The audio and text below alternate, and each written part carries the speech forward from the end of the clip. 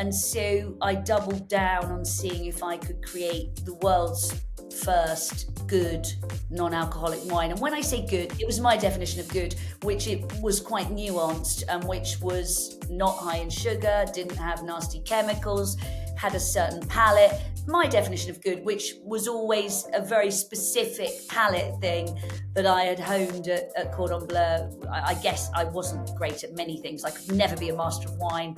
I don't have the encyclopedic knowledge, but palate was my thing. I was a taster. So that was really the holy grail. Before we get started, just a really quick question. Have you checked out the awesome free stuff available at lownodrinkermagazine.com/free gifts? Well, you should. Hi, Low No Nation, and welcome to this week's conversation on the Low No Drinker podcast, bringing you closer to the people, places, and brands leading the low, no, and light alcohol revolution.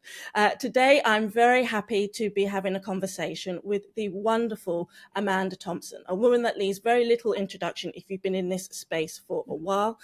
She is the mastermind behind the leading non-alcoholic wine brand in this space, and a little interesting story as well. Also, the first non-alcoholic wine, sparkling wine that I ever tasted in a lovely little restaurant in London Bridge, a lovely vegetarian restaurant in Borough Market, London Bridge. So yeah, I'm really, really excited to have you on the show, Amanda. I want to get to know a bit more about you, about the journey you've been on, and about your fabulous, fabulous non-alcoholic wines. So welcome to the show. To be here. I'm extremely grateful. And we were just, before we started recording, thinking back to how we first met. And it was when you, with your magazine, had reached out, really early days. Yeah, it's amazing how time flies. It really is. That was almost 2 years ago now. So thank you for believing enough in Low No Drinker to allow me to include you in one of the first issues. It was amazing. Thank you. Well, you've been on a pretty amazing journey yourself. So I always like to start by asking my guests to start where you feel comfortable starting. Take us back to wherever you want. Sure. But what was your journey? Because you had quite a different background before you moved into non-alc beverages. So what was the journey that led you to create these amazing, amazing drinks? Exactly. Well, this is my second career, actually, and this is why I'm always encouraging entrepreneurs, founders of any age, that it's never too late to start a business, which I think is really important. And actually, on that note, going off on a tangent, it's fascinating. I think we all sort of think about a founder as being 20-something, and actually successful founders are much more our age, really. I'm not necessarily saying that you're my age, but, not 20-something, I'm guessing, even though you look very young. Yeah, no, I think we're in the same ballpark. Okay. It's fine. So back to the history. I think I should probably go right back very briefly to childhood. Stay with me. I was very curious, and I asked many, many questions. And it turned out, I think, that was very pertinent for my previous career, which was in journalism and broadcasting. So funnily enough, I was doing this for a living, asking the questions. It's quite meta that now I'm on the other side. I ended up as an arts journalist, actually. So I always say what used to be back in my day, the fun stuff: film, fashion, music, so restaurant openings, red carpet, modern art galleries, film festival, Cannes, really quite exciting stuff. And this was before social media, so it was quite a different world. So there is a gateway here to actually alcohol. Champagne was my buzz. I was all about the pop of that first cork, the chilled bubbles when they hit your lips, just that moment of celebration. And I was really fussy about champagne. I always say it's easy to be really fussy when you're not paying, right? And I, back in those days, a lot of fancy drinks were banded around the arts world, and the relationship with alcohol, arts, it was a much more natural one. I think we question things a lot more now in all kinds of spaces, don't we? Those links with alcohol, though they're still extremely strong. But it wasn't questioned back then. And then we used to think nothing of, I remember at the film festival, I would have been out at an all-night party. And as long as you were on air with your hair and makeup done, and as long as you, were working, it was quite a different world. I think friends of mine from advertising would say the same. Lots of different industries, the city, finance, that relationship with drinking and work. That said, we all still carried on working. So I guess it took a certain rigor, but obviously not to be recommended today at home, kids. So I fell in love with champagne, and that was what led me to finding what was then the world's best sommelier, a French gentleman who happened to live in the UK, who sadly died, called Gérard Basset. And I went to him and I asked him where I should study. I decided I wanted to study champagne and I wanted to start my own champagne brand, as you do. As I you always think do. with these stories, when I hear other founders talking, and you sort of hear that bit, and it's just that top line bit, just wanted to do this. Obviously the podcast only is 30-40 minutes, so we have to sort of speed on, but I'm not suggesting there isn't a whole load of conversational issue and challenge around that bit in its own that could be unpacked. But that was the decision I'd made at that point. That led me to Paris to study at what I considered was the world's best culinary school, which still is, Cordon Bleu. And they had just launched a wine diploma in Paris. And I threw myself into studies, leaving my broadcasting career behind, launched a champagne successfully.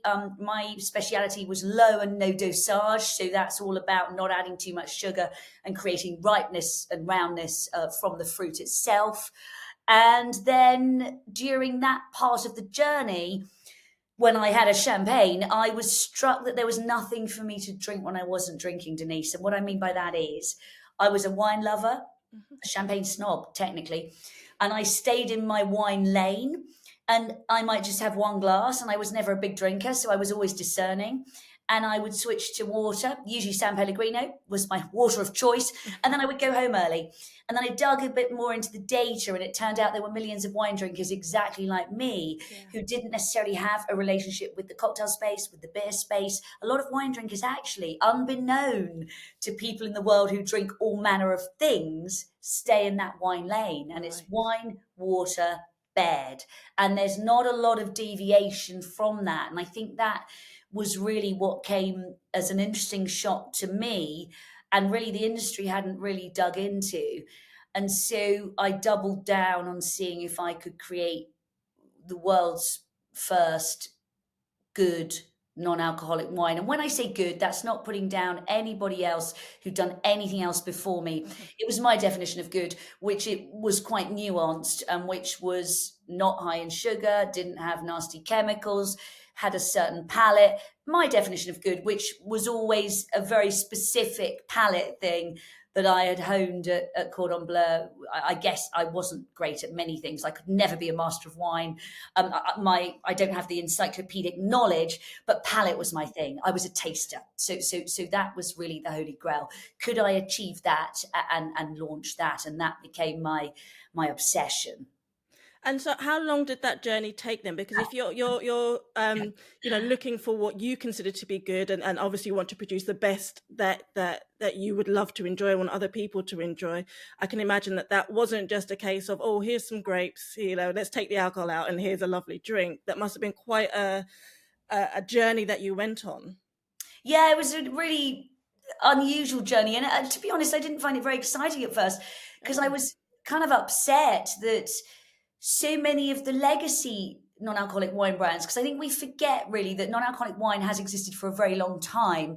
It's had a huge chasm, apart from what I would call the wine industry, because I've always, my space was the fine wine world. And so we didn't even notice non-alcoholic wine because it wasn't really marketed to us for all manner of reasons. Brand is the most obvious one, but actually the real one is taste and price point and sugar and chemicals and quality. And, so there was all manner of things that were pertinent there. And the reason it was so upsetting was I just found it so sad that bridge hadn't been tackled, really, because I consider I'm kind of a wine geek in my heart, and I think great winemakers are like artists. And so I was like, well, why are the artists not there? And who are the artists? And why don't they exist? And so that sort of really was a little sad. And I was consuming a lot of things that had, again, the daggers in my heart are always sugar, chemicals, whatever.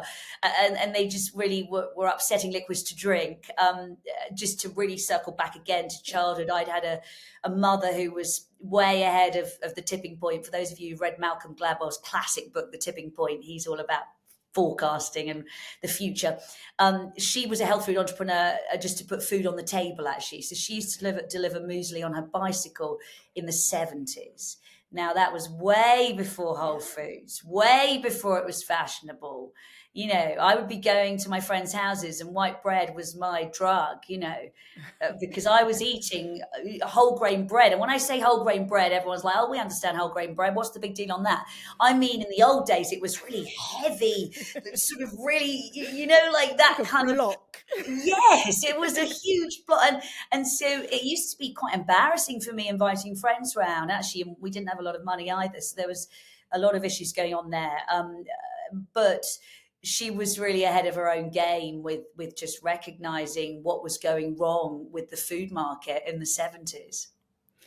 So if I can ask you then to talk to me about the range, because for those watching on video, you can see behind me we have two beautiful bottles, and I'll show them a bit more clearly in just a moment, of your sparkling, and then we've also got your stills. So it's not just that you've gone ahead and made a non-alcoholic wine. You've looked at the spectrum and decided, do you know what, we're going to tackle it all. We're going to bring it all on. So what's in the range, and what is it that makes them so special and so beloved by so many people? So to answer the first question, I launched the Blanc du Blanc. So I'm a champagne girl. So 100% Chardonnay, Blanc de Blanc, white of whites, grapes, basically. For me, it's the most elegant grape to use for champagne. And I wanted to start with that and see where that took us. And so actually I launched the Noughty Sparkling Chardonnay, which was our original hero bottle, in 2019. So that was just before the pandemic, that thing we don't want to talk about. And that really took off in the US almost at the same time, or arguably much faster than it did in the UK. London was our hub, and the New York wine writers started to write about me really early. We were in the New York Times Wine Enthusiast.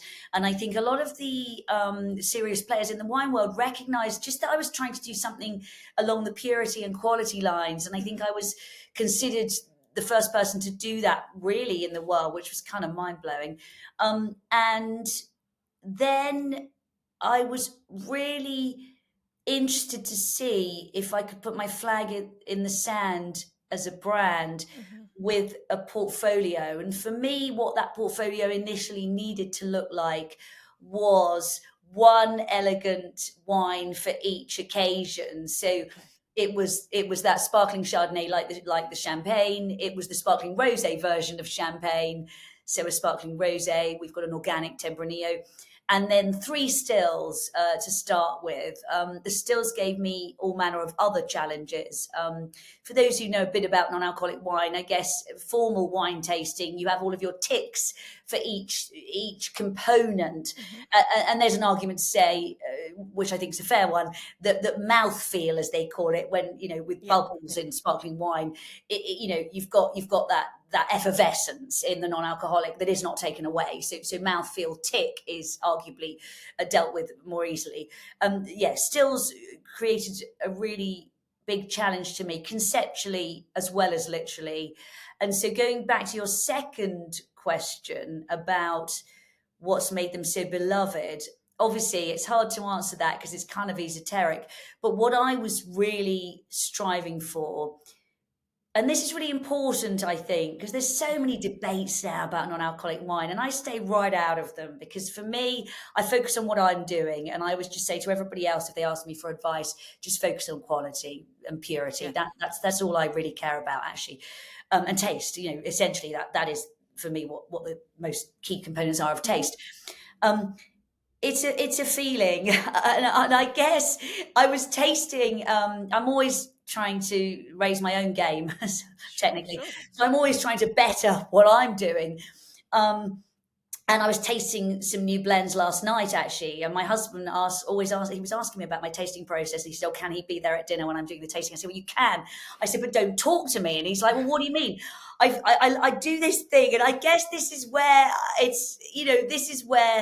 I guess it becomes a bit esoteric. I like to I get into my own head and I taste in a very quiet, instinctual way. and I've studied at the WSET, because when I came back from Cordon Bleu, I was curious to know how different the WSET study was. And I haven't done the diploma. I've done the penultimate one, which was easy is completely the wrong word, but it was relatively fine, because I'd done a year's course in Paris at Cordon Bleu. And I remember doing the tasting, and I almost had to undo a lot of what I'd learned. I think the romanticism of studying in Paris for me was that I was trained under a couple of the world's best sommeliers, and wine for me is quite romantic and artistic, and that really suits my way of tasting. And I find when I have to do the tick boxes for the exams, they do how's the acidity? Is it medium plus? Anyone who's done WSET will be going, yes. And I struggle to do all of that. For me, tasting is a romantic, instinctual thing, and I like to go into my own headspace. And so I was setting out to create something really delicious, elegant, and pure that sat comfortably alongside good wine. So when people are arguing, it doesn't taste like wine, is it this, is it that, and arguing all in about non-alcoholic wine, and, are you doing this, who's doing that? I don't even get involved with any of those conversations. We're not trying to create replicas. I'm just doing my own singular thing, which has happened to be, thankfully, successful. Is that a long-winded way of answering what was technically a short question? No, that's a perfect way, and I love that approach, because you're right. There is a lot of argument and there is a lot of debate, and I myself as well find that sometimes I step back from these arguments that people have about whether it should be a replica, whether it should be something different, whether it should be called wine, whether it should be, and just think, don't we just want to give people something that tastes nice? All of the feeling. Yeah, exactly. You've just hit the nail on the head. And that was always, Denise, something I would say when I was I'd say, do you like it? Yes. It's a drink. It's supposed to make us feel good. Yeah. You hit the nail exactly on the head. And that was really where I was coming from. And that is just it, isn't it? Because I think we as an industry can get quite caught up in that. And then we forget that the consumer doesn't understand WSET and acidity and this tasting, and they don't understand the eaves and all the terminology and all those things that go into it. They're just looking for something that means that they can go out and have a good time, or stay in and have a exactly good time, and have something that fulfills that space in different ways. And I wondered your opinion in terms of sort of different ways, because obviously in your range you've got the sparklings, you've got the stills, you've got the red, the white, and the rosé, and people are coming. It seems to me people are coming to non-alcoholic wine in much larger numbers now. There's a lot more. People are a lot more prepared to try. To taste and to look for things that they might like, but at the same time they're also quite unforgiving sometimes, particularly sort of your red wine drinkers. And so this must be a challenge that Noughty have faced and are facing on an ongoing basis. But to be honest with you, yeah, I just stay exactly in my lane and do my thing, and that's what we do as a brand, and it's proved very successful for us. Our red wine has been a phenomenal success, which has given me such joy. That was my most feared launch, if I'm honest. And I remember the New York Times put us on the cover of Food and Drink and said it was the red wine, non-alcoholic red wine to bring to the party very early on. And I slept like a baby thereafter for that week. Yeah, I mean, it's interesting. I think that it's a bit like pop stars or actors, right? Stay with me on this analogy. There is so much talk in our space, and it's very easy for us to think that we're hitting everybody and everybody else is talking and everybody else cares. And I think that one can really talk oneself into a bit of a vacuum, and we are never negative about anybody else's brand, what they're doing. I never comment publicly on anybody else's brands and that's been a very specific position. We just stay in our lane and know exactly what we're doing and where we're going. And that was always really the way. I think that, I believe entrepreneurs are good at one or two things, and you fill in all your gaps if you're smart with brilliant other people. And I've always been a visionary entrepreneur. And what I mean by that is I've always known exactly where I'm going, what I'm setting out to create. And then the challenge for me is the steps between that, Right. and how do you get there? I kind of picture it like a rainbow. I I'm not talking about in a unicorn sense. I mean in a macro sense, in that it's kind of here, and then I'm climbing the ladder. And sometimes you take, three steps up that ladder, and you fall down, two. You keep going. I find as time goes on, obviously you climb higher and you fall down less. Going back to your point about unforgiving, and there's a lot of opportunity out there. I think that truthfully, if the veil was lifted with every single brand and their sales, the facts are that volume is actually very hard won. And I think that what a lot of people are doing is piling into the industry, perhaps for the wrong reasons. If you want to be successful long term, I think that quality should be what you're thinking about, absolutely. And my fear for our industry as a whole, that if we, I don't do this, but if we homogenize the non-alcoholic sort of space, is that labeling is going to become more and more pertinent, sugar is going to become more and more relevant, and E-numbers are going to be looked at under the microscope. Because right now I've been really shocked, disappointed, upset when I've looked on backs of labels of brands, again, not mentioning names, of course, and I've been like, well, why are those E-numbers in there? And why are you building up palate with this? So I think if I were a maker who was building up a palate in exactly the same way as you do with cheap alcoholic wine, I would be very concerned, and I would be wanting to move to the purity space. So I think that would be my only comment on our space is, how do people really create great taste without building it up from sugar and chemicals? I think that consumers aren't forgiving, as you've suggested. And once those conversations become more vocal, I think people are going to be upset if they're replacing alcohol with sugar and E-numbers, because from a health perspective, that's not really the way any of us should go. Yeah, that the health perspective it plays a large part for a lot of people, because some people come into this space. Well, obviously we all know that people come into this space for lots of various reasons, and welcome to one and all, whatever your reason is for trying a low, no, or light drink. But the health angle is one that's quite big for a lot of people, whether they're temporarily, doing a quote unquote detox to lose some weight, whether they're trying to change their lifestyle habits for medical reasons.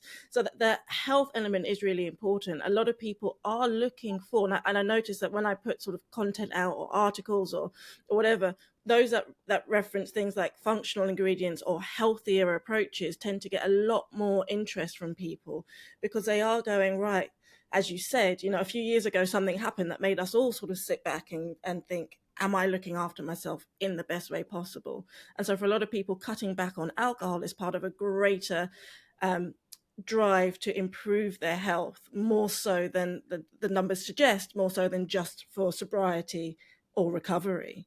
So it's something that we need to take care of, so that we can make sure we're delivering what people are actually looking for, no matter what category. Exactly. And then I suppose, where does the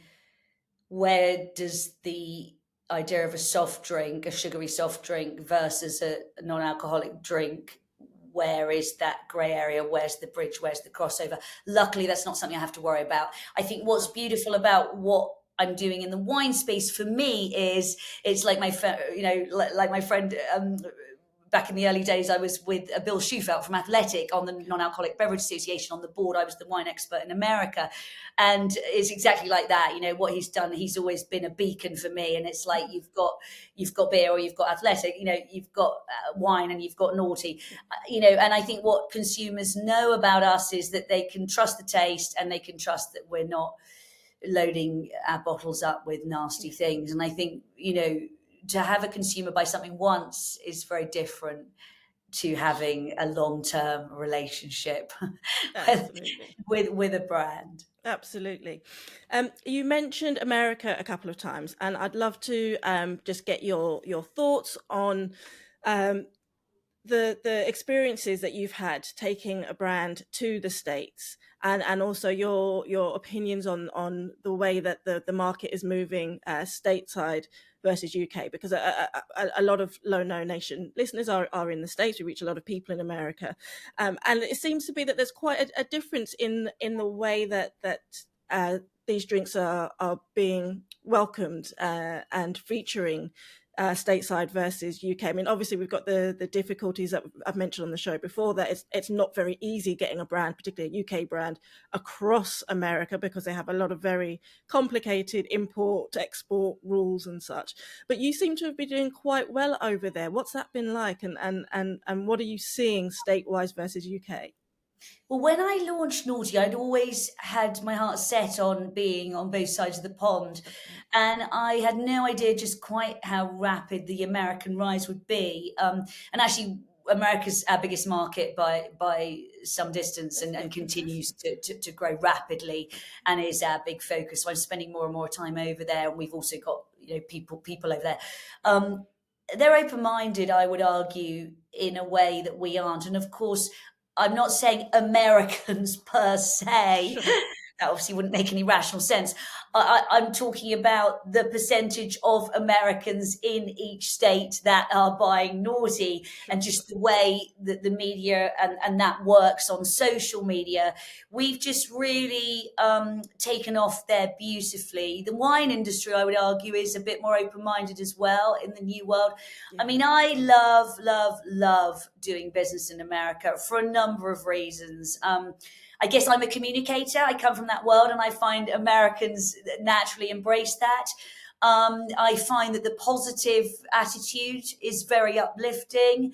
Much as I love British cynical humour, it can, not necessarily be encouraging from a business perspective. At the moment, in 2024, I'll go public and say I don't believe we've got a very business-friendly government in the UK that are doing SMEs and fast growth businesses like mine no favors. And so it's really exciting, actually. And I think from the get-go, I was smart enough to look on America not as one country, but on a state-by-state basis. And I think the mistake that most Europeans make with America is saying, we're going to launch in America. You're like, well, actually, let's talk about where specifically you're going to launch. So we look on each state as almost like a separate European country. But the fact that New York buzzed really about us first was, I guess you could argue, with the benefit of hindsight, living the dream, because that's what everybody romanticizes. And I guess we made that happen pretty early, and then the ripples started to occur. So that was, fall 2019, we launched the first bottle of Noughty in London. And so we were growing in America actually during the pandemic. So America was always really, I guess, the key part of my growth and focus.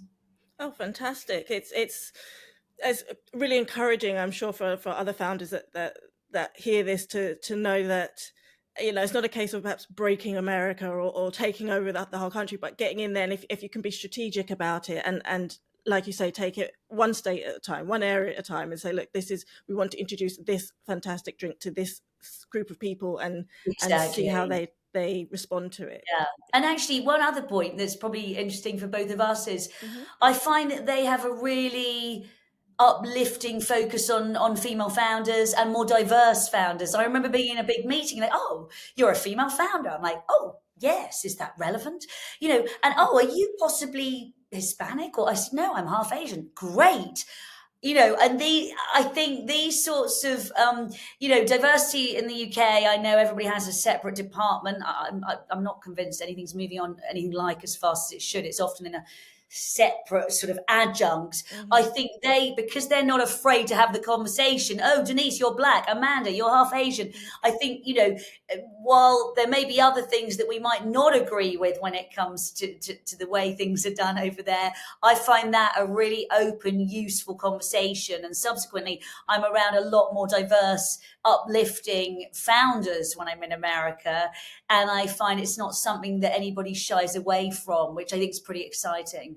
That's really, really refreshing to hear. I've not heard anybody else sort of make a comment of that ilk about doing business over there. And yes, as a woman of color, there are certain challenges in business that are faced and that are felt far more intensely than perhaps your other types or your more standard sort of founder persona. So it's great to hear that is not only recognized, not shied away from, supported and encouraged, as long as you are still producing something that is of worth and of note, that, because that's the most important thing. It's for me, it's not about, oh, you're black and you're female, therefore we'll shout about you. It will be, No, you're but doing something fantastic exactly. and you're No, black and you're female. but they've noticed that Yeah. it was almost impossible if you were black and female and doing this to even get noticed. So, I mean, Serena Williams, I think, has done amazing work across the US in just spotlighting that. It's like everybody's coming from so much further back.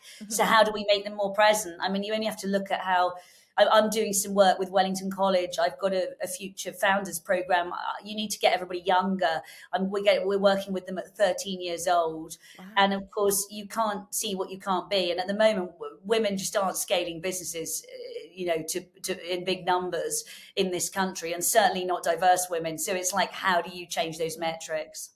And interesting as well, in our industry, within the low no brand space, there are a lot of female founders within this category. Yeah, but it's about the scale. Yeah. We're very good at creating, what I would call, I suppose, are generally called kitchen table businesses, which sounds pejorative, but actually isn't. It's really the beginning of the SME lifeblood economy. But I'm talking about scaling businesses. I was always setting out to create a global brand. Mm-hmm. I don't think we think big enough in this country, and we're not ambitious enough. So while it's amazing that there are a lot of female founders in this community, in terms of revenue numbers, unfortunately, if we lift the lid, they would be small. Now, if these women just want to keep their businesses small and have a lifestyle business, that's brilliant. And that's a separate idea. But it's like, how do we encourage women to actually scale businesses with big revenue? That's the challenge. That's a very good point, and it is very well put. And the numbers do say, don't they, that in terms of growth and investment, it is female-led businesses that get the short shrift in terms of that sort of expansion. Even though statistically we're said to be more successful. So there's the irony. My goodness, it sounds like you're doing amazing work over there, and I think it's fascinating. And I think it's wonderful that you're finding young people. Your comment previously about successful founders being a little bit older, perhaps a bit more life experience. You've raised a family, which is your first sort of port of call in running a business, because sometimes it does take military precision to run a family. But also showing younger people that they do have these options, that running your own business is a path that you can take if you decide to do something other than just follow that sort of corporate treadmill. Exactly. Just starting to help them think about profit with purpose and leadership and what they can give initially to the community, but later to the world. Exactly. Amazing. Speaking of profit with purpose, I know that you are very passionate about your B-Corp status, and I wondered if you could tell me a little bit about why that means so much to you and how that manifests within the business. Yeah, I think we were the first drinks brand, certainly in the UK, to get our B-Corp status, and possibly, I think, the first wine brand. There were quite a lot of firsts for us to do that. And I'm delighted to see that lots of other brands are now pushing on and getting their certification in this country, in the UK. It was really just to sign up to say that ethically we would try to do the right thing, not just when people were looking, but when they weren't looking. I think it's a really interesting one, B Corp, because any of these organizations, there is rigor. But what's interesting with B-Corp specifically is that you have to, it's not just like you get the rubber stamp and then you're done. Each year you have to score better. So it's quite a lot of responsibility on a founder's shoulders. Each year we have to improve what we're doing. And Rome wasn't built in a day. I'm shipping bottles around the world. That's obviously not ideal, but it's like, how do you create a short, medium, and long-term plan to improve upon things in your company? And of course, it's also a holistic thing, Denise. It's not just the sustainability sort of packaging piece. I think we were also the first wine brand to go fully eco packaging in this country too.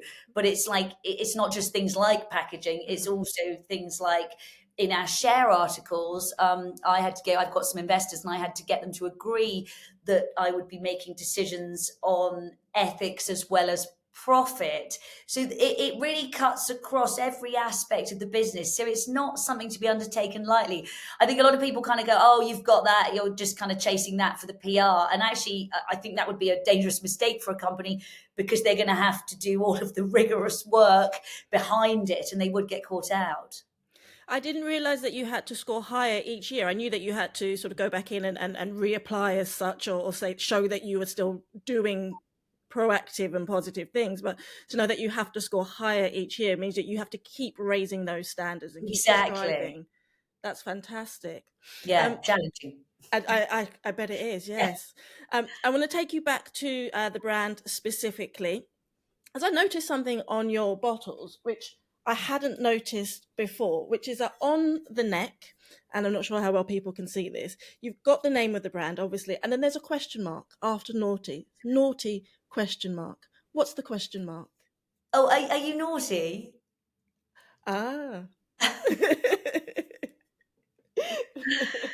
It was, there was always an element of mischief, because I think, going back to your point, this is a drink. Do you like it?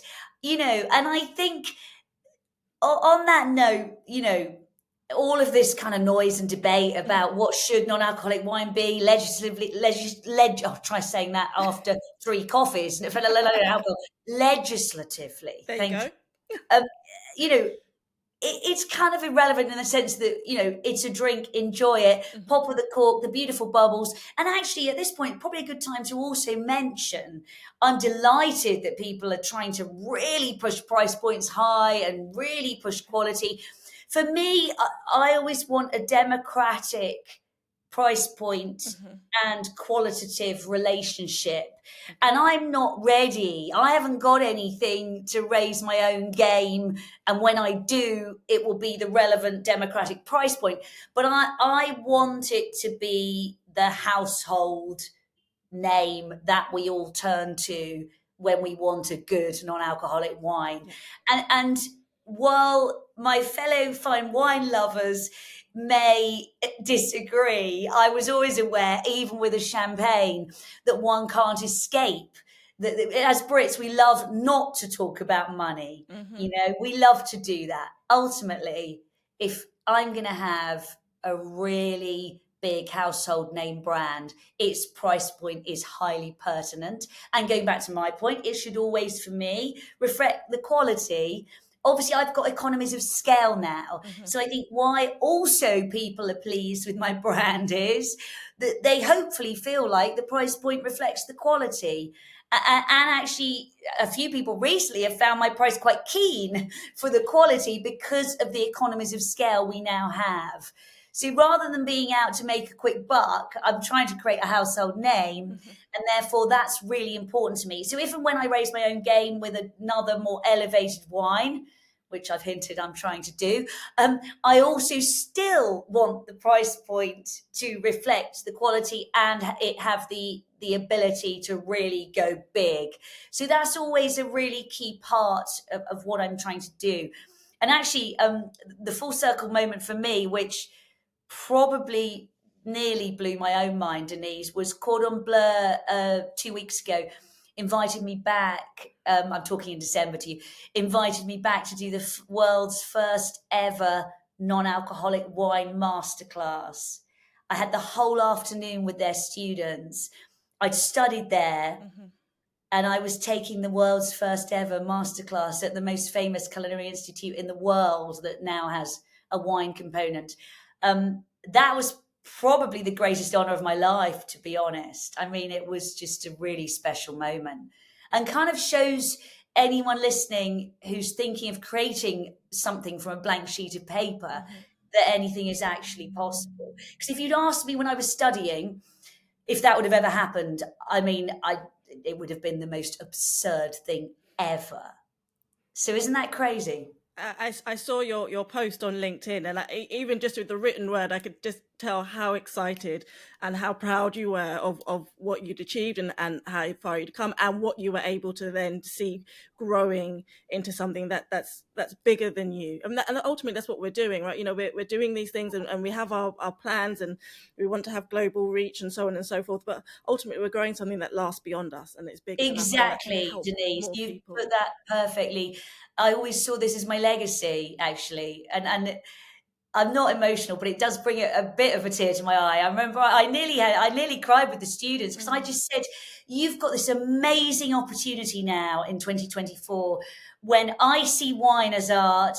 Everybody's complaining that conventional wine industry is dwindling. Mm-hmm. You are the innovators. I said, I see no reason. And I think the reason my brand's successful is I see no reason why one can't innovate and still respect purity in wine at the same time. And so I kind of threw them this challenge, this mantle, and I said, keep talking to me. I said to all of the students, Yeah. I said, this is really your challenge, but also your opportunity. And I think it's hugely exciting, and I've proved it's possible. I've got a lot more work to do to be a household name, but we're on the way.